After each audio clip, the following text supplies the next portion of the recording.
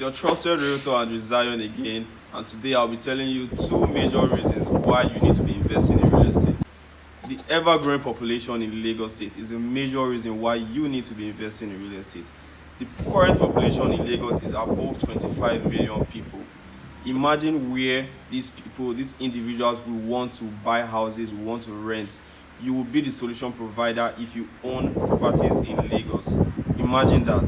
The second reason is the rapid appreciating price of the properties. Yes, the prices in Lagos State real estate, they go up so much due to the massive development being done in Lagos. There are so many developments being done right now. The roads, the incoming Fourth Mainland Bridge, the new international airport in Lekki, the train projects, so many projects going on. That's why the prices are going up.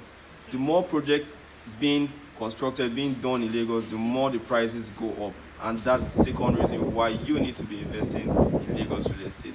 Your trusted realtor and designer can help you with this, and you can call me anytime and I'll help you get that property properly.